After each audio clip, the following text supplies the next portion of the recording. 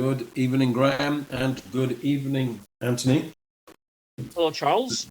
Greetings from York, having got back from Prague, and a splendid holiday trip to Prague. Is that abroad, Charles? It is abroad, which is very rare for me, Graham. But it is abroad. You did once go to Prague with me in about 1993.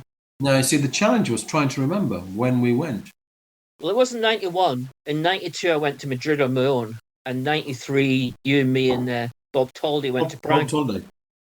See, I was trying to We remember. had a very good time, but we managed to combine one day of driving across the border in Poland to go to Auschwitz, followed by going to the Prague Opera House that night, which was a bit of a strange day. I do remember that, and I do remember getting stopped for speeding just because the Polish policeman fancied fining me for nothing at all. So anyway, we'll come on to Prague later. Didn't we have some dollars we gave them in cash, which seemed to cheer them up? It did indeed. It made him hugely happy. We were seconds away from being rendered. I don't mean judge rendered. A good word for it.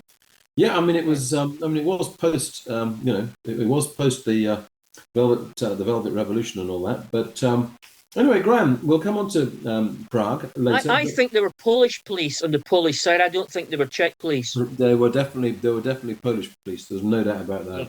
Yeah. And they just made up a figure for me to pay them for no. I wasn't speeding, but there we go. That was the way it goes. So Graham, let's start with Suede, and Suede are going to be coming to play in York for the second time in 3 years, having not played York for 25 years.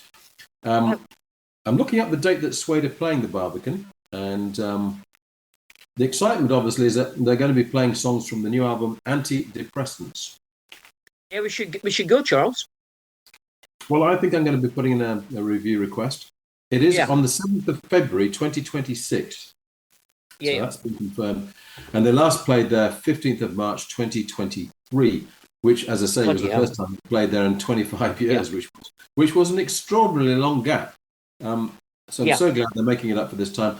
And obviously, Antidepressants, Graham, you're not alone in welcoming this album and its possibilities. And this is a really, truly Renaissance band, isn't it?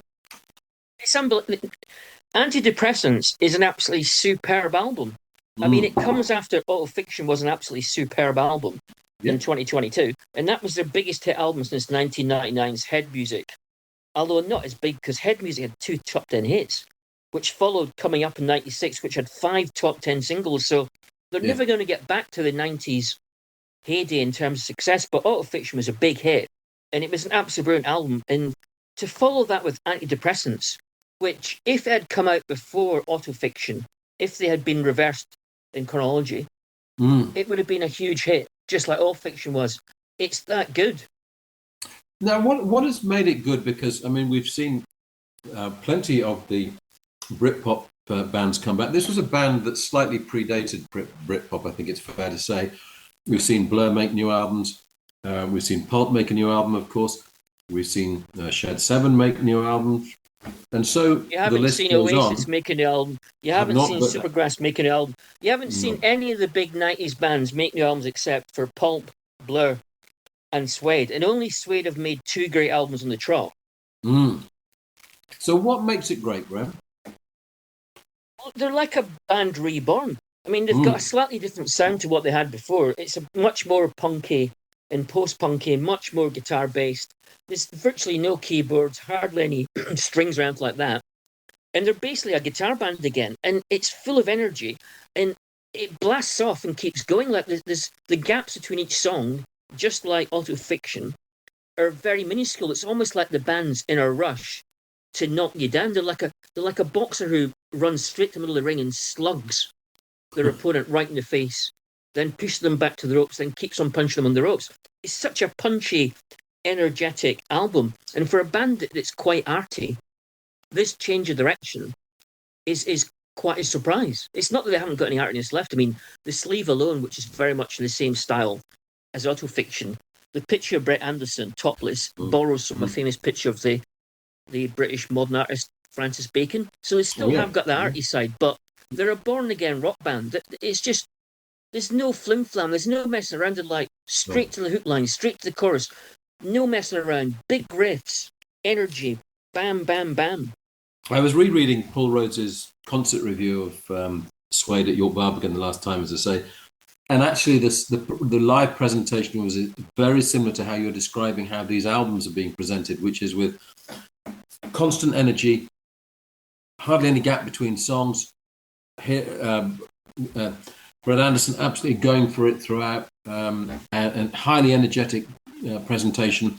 Guitar's very prominent. So this is obviously continuing how autofiction made its mark, and it must be that Brett, as much as anything, is satisfied that this is the best way to present Suede now. Yeah, well, I think Brett himself is a man reborn. It's not that they've turned into a punk band, they haven't, but he virtually snarls a lot of the lyrics and a lot of the vocals, and it's also full of emotion. Like it's got a purpose. It's not like a band just trotting out their 10th album because they have to do an album or because they want to make some money or they're going to go on tour. It sounds like they actually mean it, and it's just incredible. It's like Suede, because they've gone back to being a guitar band, like they were largely on the first two albums back in the 90s when they were huge during Britpop. It's like they've now been revealed to be, after all these years, the last great British guitar band. Would they ever perish the thought in that guitar bands are not fashionable now, but could they headline Glastonbury?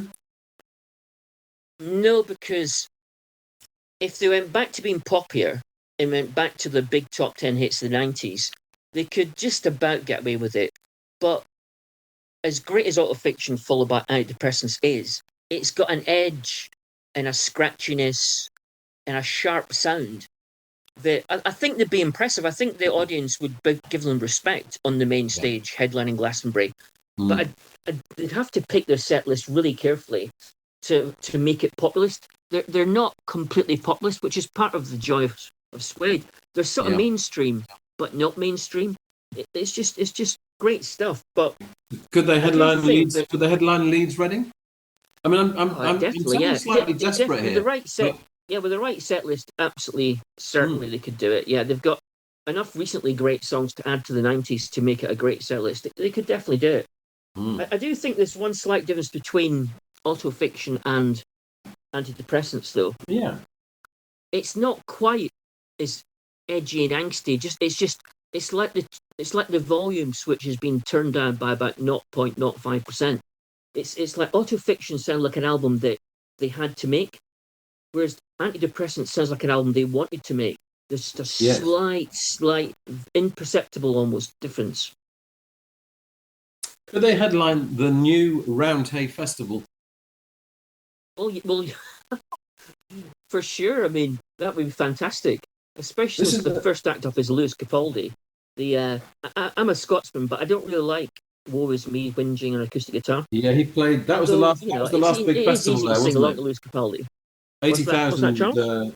80,000 were there, weren't they? For Ed Sheeran was the last big festival type. 2019. So then, I prefer they announced. Bruce They've announced. So he's played there. Played there. You two have played there.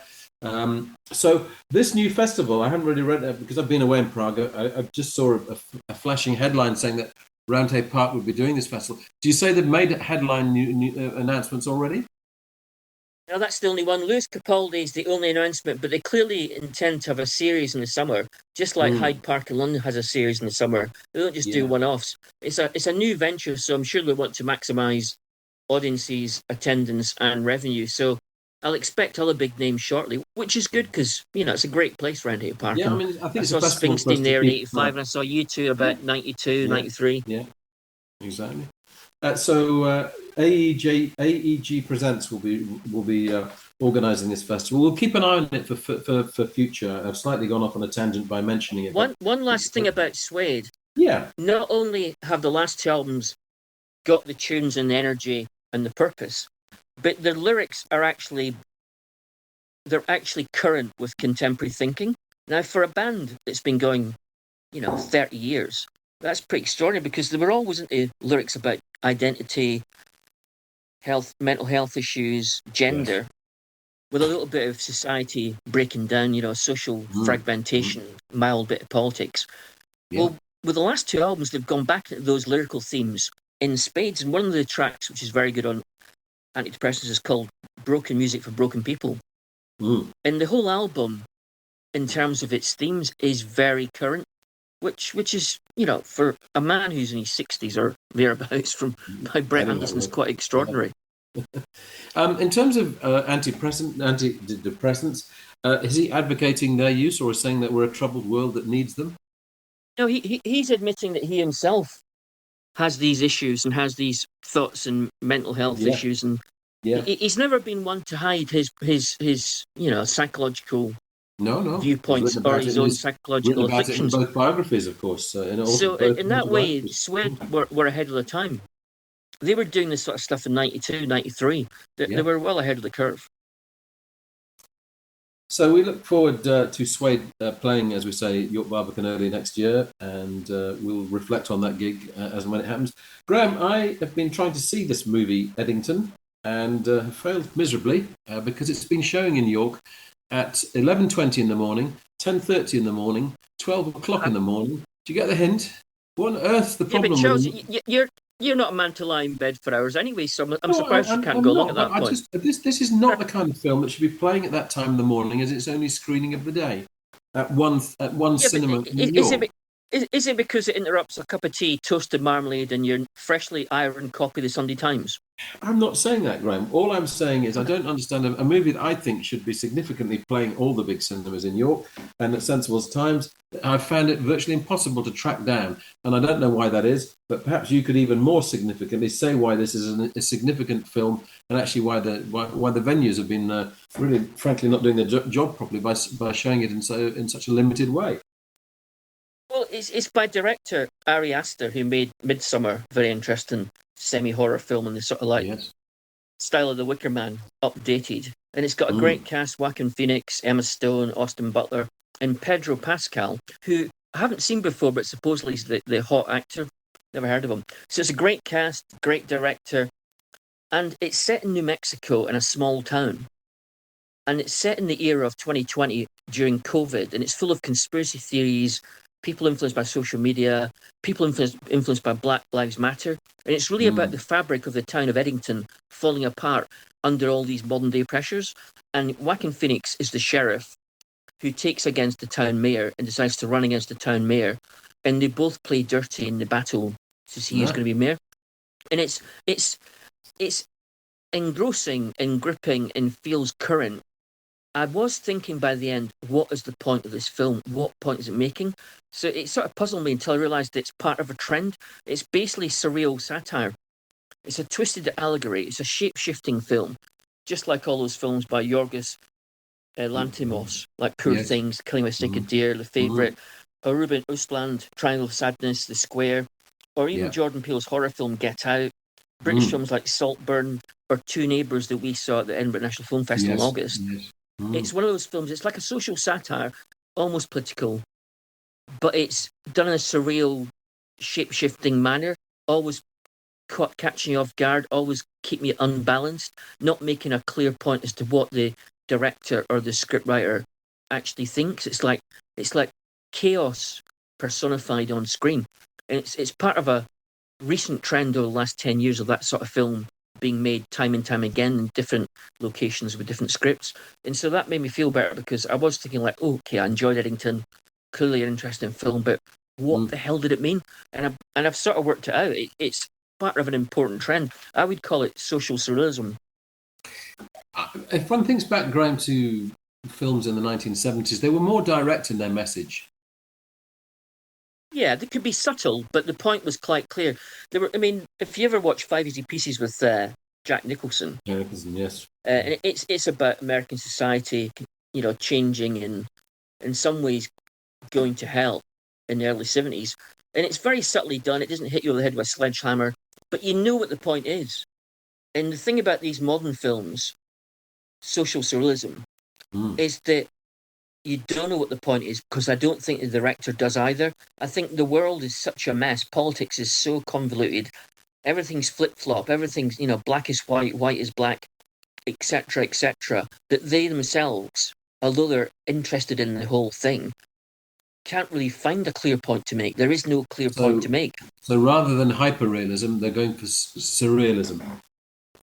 Well, yeah, there's always an underbelly of dark humor in all these films because they're not fans of this era. These are not films made by people who think this is a great era and everything's going right.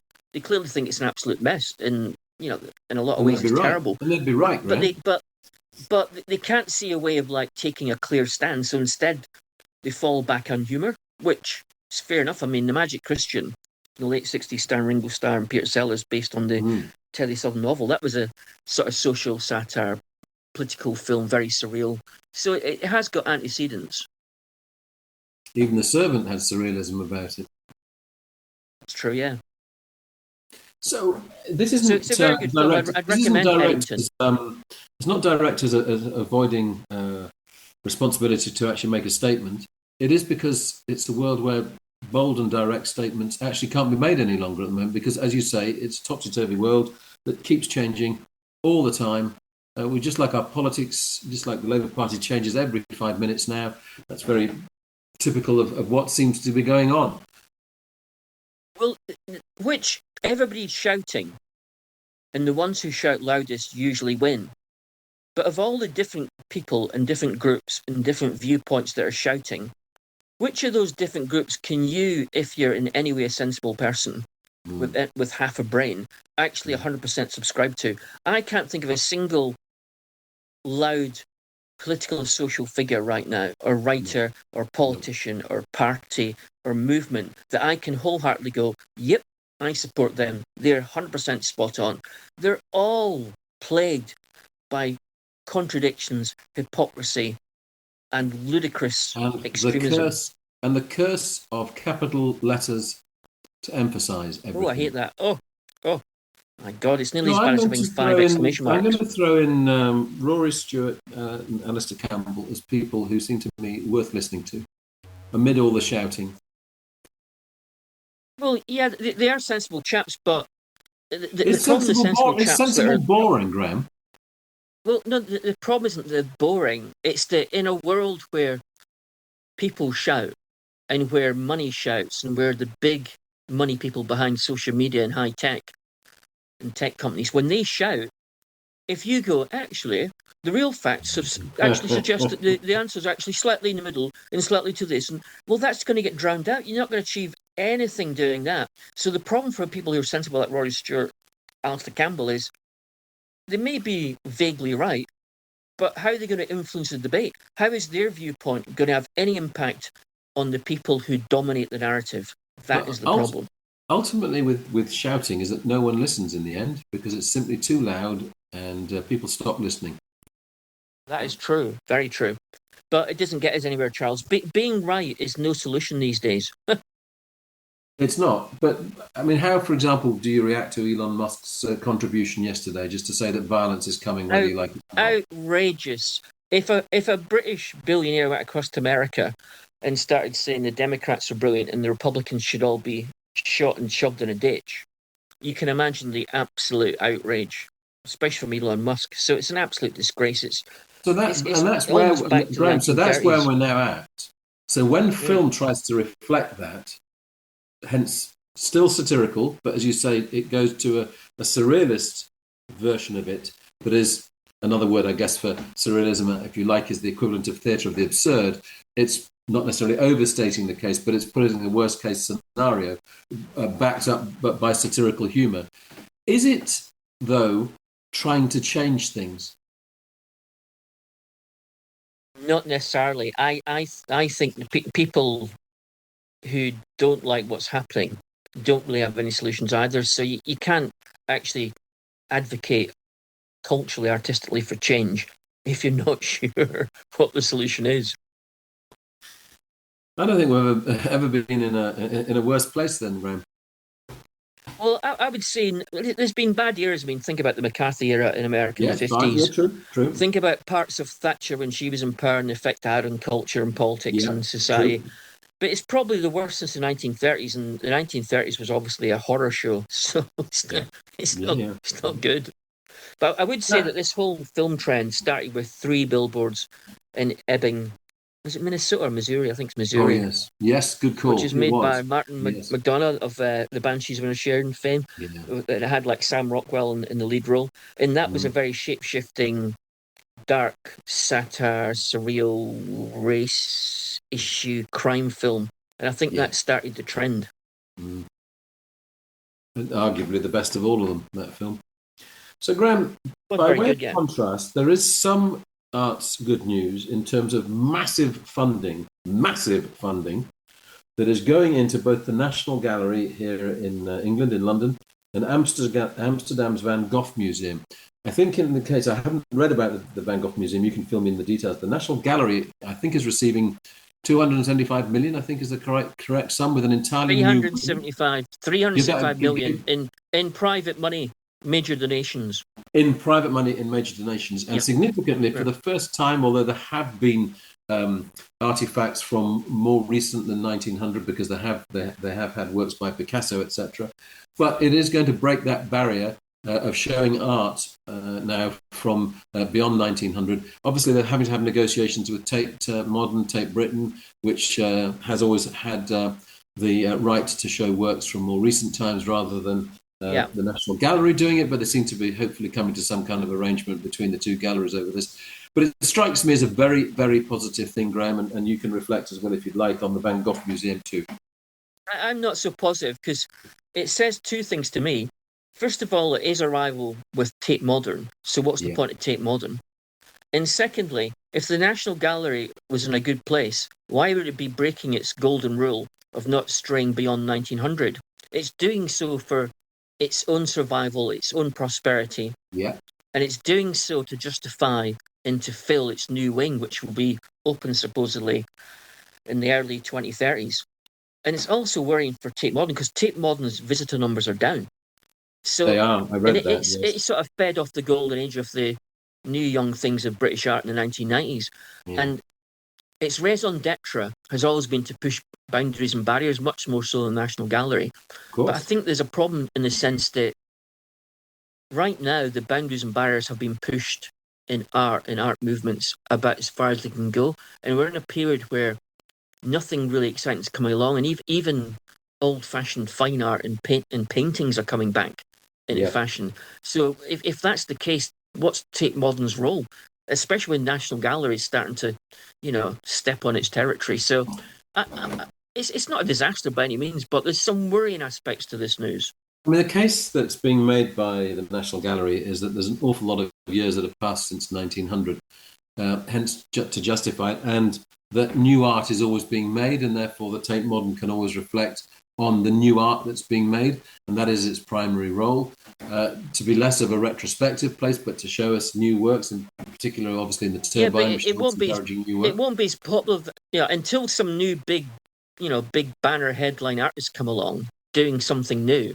Because right now, all the big banner ones have been going for a while, so it's beginning to run out of steam. And unless some new big headline artists come along, who Tate Modern can put on new exhibitions by, it's still slightly dangerous for them. I'd also say that National Gallery, should change because it actually has 2,300 paintings in its collection, and only 27 of them are by women. I mean, that's unbelievably bad. I was stunned when I read that statistic. I could not believe that. Absolutely staggeringly awful. On the other hand, Amsterdam's Van Gogh Museum, are you more in favour of what's happening there? Well, it's interesting because it's a great museum. It's got a quarter of all Van Gogh paintings and artworks are in the Van Gogh Museum in Amsterdam. And it was set up a long, long time ago. 1962 was the agreement between the Dutch state and the artist's nephew to set up a gallery and a museum just for Van Goghs. And part of the deal was that the government in Holland would always fund the building and always support the building. And in return, the artist there said, well, we're not going to give those paintings to any other galleries. You're going to have to come to Amsterdam, which is part of the reason that since it was opened in 1973, it's had 57 million visitors as the Van Gogh Museum. 57 million. The trouble is that the people who run the museum are now saying they need $121 million to maintain the building, and the Dutch government like all European governments going through a bit of austerity, isn't appearing to be totally keen to spend $121 million on an art museum. So is it that private investment's going to have to do that again, as with the national? Well, that's a hell lot of private investment. I mean, I know that Britain's got, I know the National Gallery's got 375 million coming from private investment, but Britain is a bigger country than Holland. It's richer, it's got a bigger GDP, it's got a bigger population, so Holland might struggle to raise that sort of private funding, but I don't know. I mean, Van Gogh is the national institution, if you like, and ironically, the man who never sold a painting in his life. But, you know, he is a tourism industry in himself, isn't he? So surely it should be supported.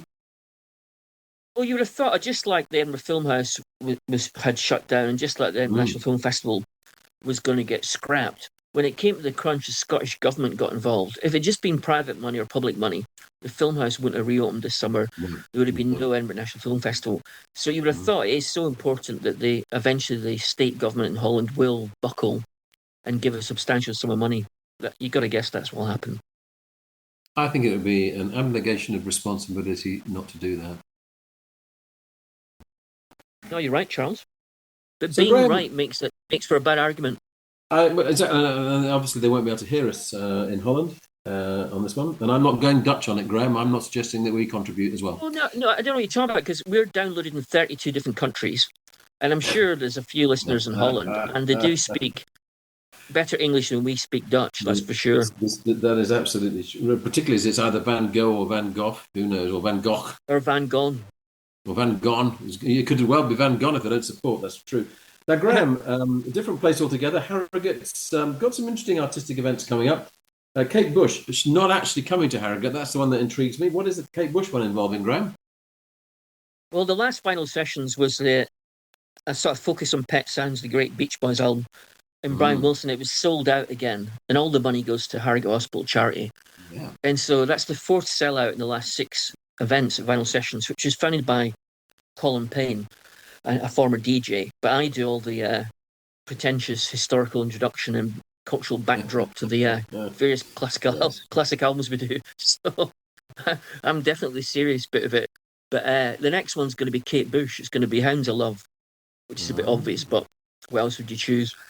And plus, her best of as well. You have to choose that because it's perish the thought, a concept album, or at least the second half's a concept album. Well, yeah, if I remember serves me well.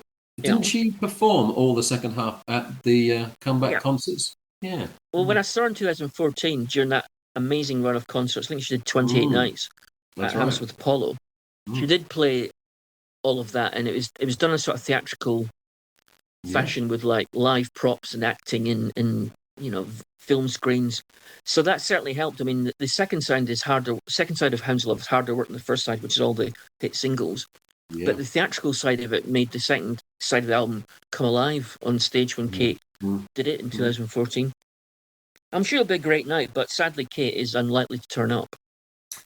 Well, she's a woman of mystery, so you never know, Graham. I mean, you can extend an invitation to her.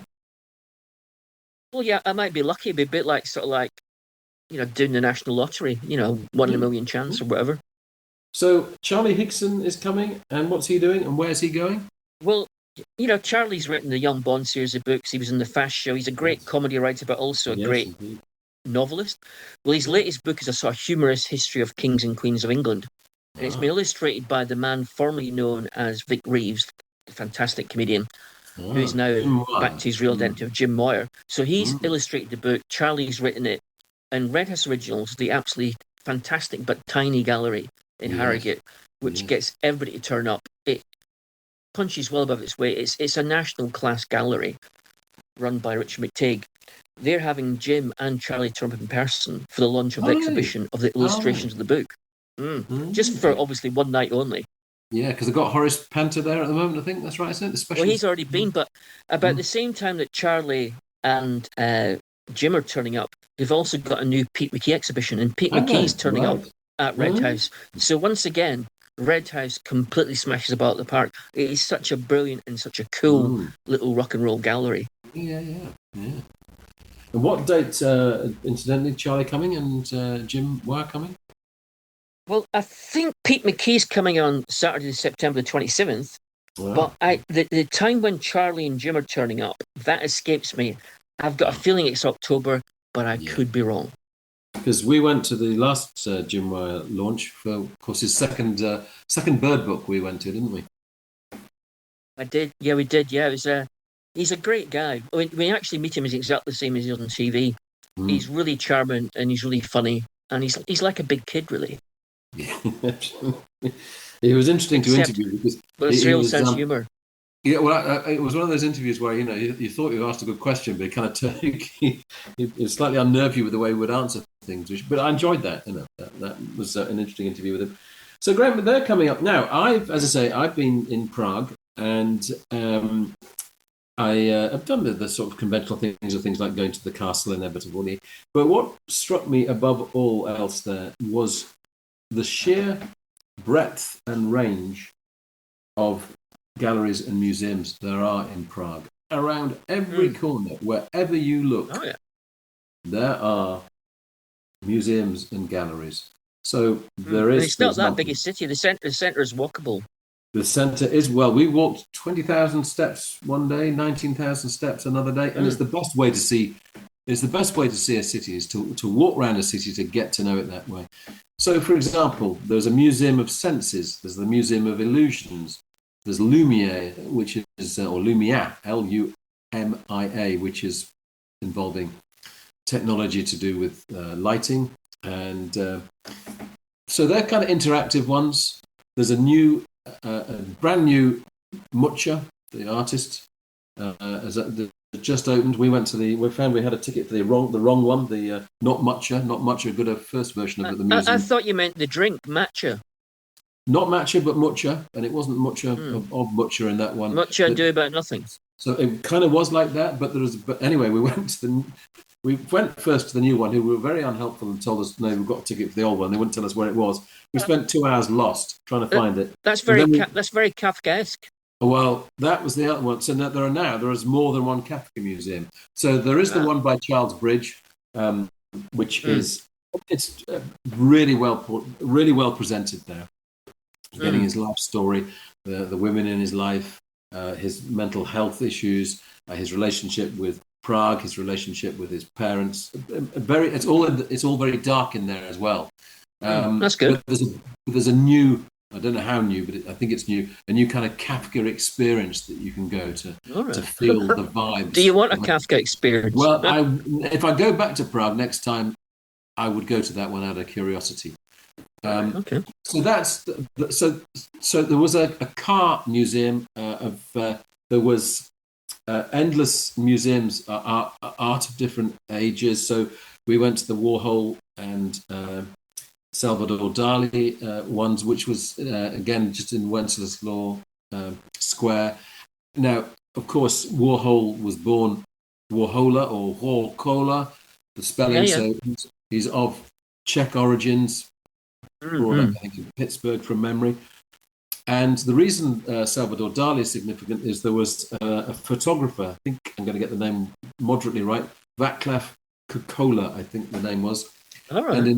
And in Paris, he did a series of images of Salvador Dali playing up with a moustache and a brocade waistcoat, a shirt with new romantic type detail on it, as it were, a sparkling jacket, and various people that he was meeting there, including Amanda Lear.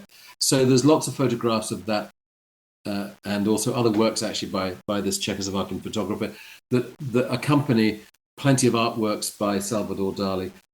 What struck me was exhibitions were so well presented there, not too much information, but just enough always to absolutely inform you what you needed to know. And I think the best of all that we went to was the Museum of Communism.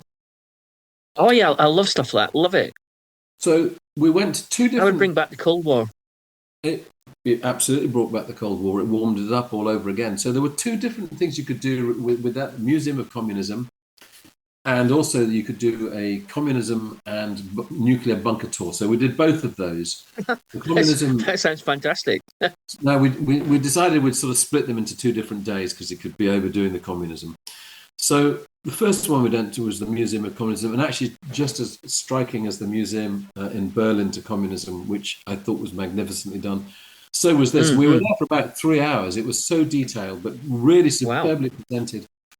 And a modern museum, informative in every way, and really, really well staged. Charles, because time is running out, and you've very successfully established that Prague is no longer just bars, prostitutes, and Russian mobsters. How does it compare to 1993, which is a long time ago now? So obviously the momentum has been we went down the long shopping street that's got all the big shopping names you can imagine. It's a very modern city that way. Every single shop that you can imagine is there. The range of food couldn't be more international. If you remember, we got food poisoning the first night we were there. And it was terrible, yeah. And it certainly wasn't like that at all. So it's a thoroughly modern and exciting city. And just thoroughly enjoyable to be there in every way. Loved walking around it. Absolute cross-section of people there through always. A great sense of history, but also all the modernity that you could wish for as well that I liked about it. There was also the other exhibition, the last one to mention before we're cut out here, is the exhibition for Banksy, which was done in a chapel. What a setting again. And it's not the original Banksys, it's versions of them that's presented. But again, all the detail that you could wish, including there were also sculptures. There was a stained glass window and all the familiar Banksys, and even up to modern, the very latest of the Banksys. There was one from that series in London last year. I absolutely loved Prague. I was so impressed. I guess I'm going to be biased because I love arts and culture, and from the point of view of an arts and culture trip, it absolutely ticked every box for me. So it's not all stag weekends and hen dos. Well, there was a bit of that going on as well. You couldn't deny there was plenty of that going in the city as well. But actually, in terms of culture, it was outstandingly good.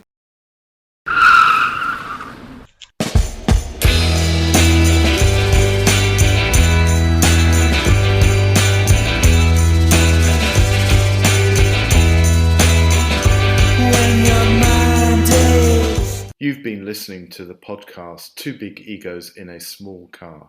Your hosts were Graham Chalmers and Charles Hutchinson. This was a Baltic sub-production.